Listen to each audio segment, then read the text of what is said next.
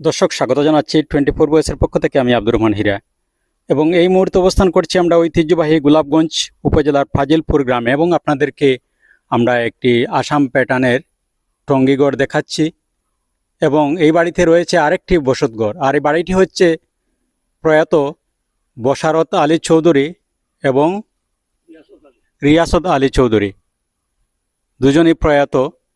এই ঐতিহ্যবাহী বাড়ি থেকে আপনাদেরকে একটি টঙ্গীঘর এবং একটি বসতঘর আপনাদেরকে দেখাবো। প্রথমে আপনাদেরকে এই টঙ্গীঘরটি দেখাচ্ছি, আসাম প্যাটার্নের একটি টঙ্গীঘর আমরা আপনাদেরকে দেখাচ্ছি এবং উপরে রয়েছে একটি বসতঘর, সেই ঘরটিও আপনাদেরকে আমরা দেখাবো এবং বিস্তারিত জানার চেষ্টা করব। এখন যারা এই বাড়িতে আছেন আমরা ওনাদের কাছ থেকে বিস্তারিত জানার চেষ্টা করব। দর্শক, আমরা চেষ্টা করছি সিলেটের প্রকৃত ইতিহাস ঐতিহ্য তুলে ধরতে। বিশেষ করে আমরা কাজ করছি সিলেটের পুরনো স্থাপনা নিয়ে এবং সেই ধারাবাহিকতায় আজকে আমরা গোলাপগঞ্জ উপজেলার ফাজিলপুর গ্রাম থেকে দুটি গড় দেখাবো। এই হচ্ছে একটি টঙ্গীগড়, 100 বছরের উপরে, এটি সম্পূর্ণ আসাম প্যাটার্নের একটি গড়। আর উপরে রয়েছে একটি বসতঘর, সেই গড়টি আপনাদেরকে আমরা দেখাচ্ছি। আমরা উপরে উঠছি।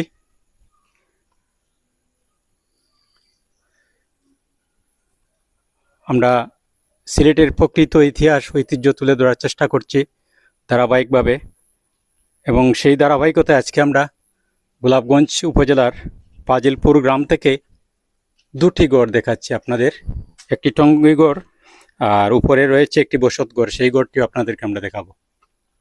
এই হচ্ছে আরেকটি বসতঘর, ইতিহাস ঐতিহ্যের জীবন্ত সাক্ষী গড়টি। 100 বছরের উপরে এই গড়ের বয়স। পুরো গড়টি আপনাদেরকে আমরা দেখাচ্ছি।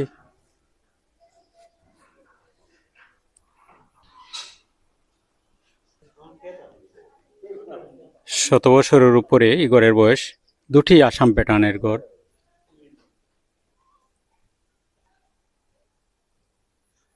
এই দেখুন পুরো গড়টি আপনাদেরকে আমরা দেখাচ্ছি।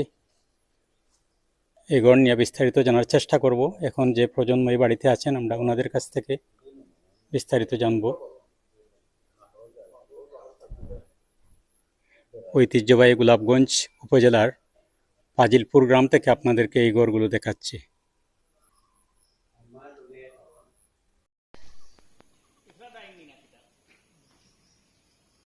টোয়েন্টি4 ভয়েসের পক্ষ থেকে আপনাকে স্বাগত জানাচ্ছি। আপনি যদি বলেন যে বশারত আলী চৌধুরী এবং রিয়াসত আলী চৌধুরী দুইজনই তো প্রয়াত, ওনাদের সাথে আপনার সম্পর্ক কি? আপনার কত নম্বর প্রজন্ম? আমি আব্দুল জলিল চৌধুরী সাজু। আমি বশারত আলী চৌধুরীর নাতি, আমার দাদা ছিলেন, এবং রিয়াসত আলী চৌধুরীও আমার দাদা ছিলেন। আমার আব্বা ব্রিটিশ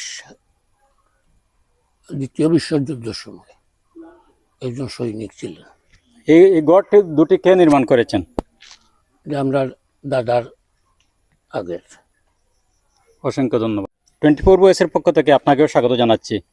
আপনি যদি একটু বলেন যে প্রয়াত বশারত আলী চৌধুরী এবং রিয়াসত আলী চৌধুরী দুজনই তো প্রয়াত, ওনাদের সাথে আপনার সম্পর্ক কি? এবং আমরা আরো জেনেছি এই বাড়িতে অনেক গুণী মানুষের জন্ম হয়েছে, যদি একটু বিস্তারিত আমাদেরকে বলেন। আমার চাচাতো ভাই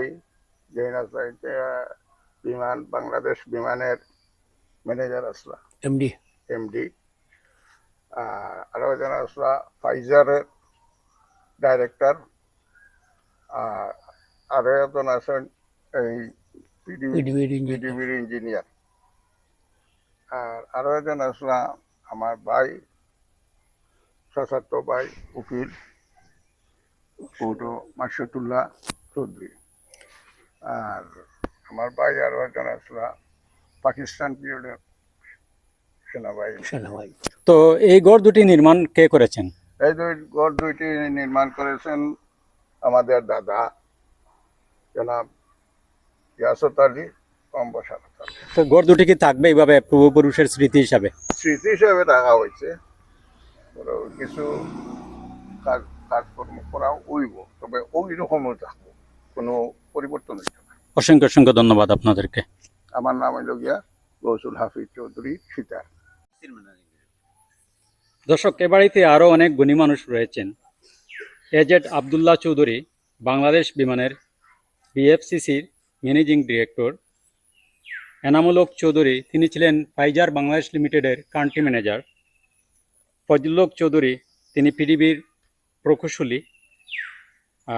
আরেকজন ছিলেন ডাক্তার নজমুল হক চৌধুরী প্রয়াত। সিরাজুল ইসলাম চৌধুরী রূপালী ব্যাংকের ডিজিএম ছিলেন।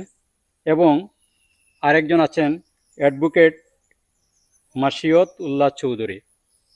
ওনারা এই বাড়িতে জন্মগ্রহণ করেছেন। এটি একটি ঘুণি বাড়ি। তো দর্শক, আমরা আমাদের প্রতিবেদন শেষ করছি। সবাই ভালো থাকুন, সুস্থ থাকুন, নিরাপদে থাকুন। আল্লাহ হাফেজ।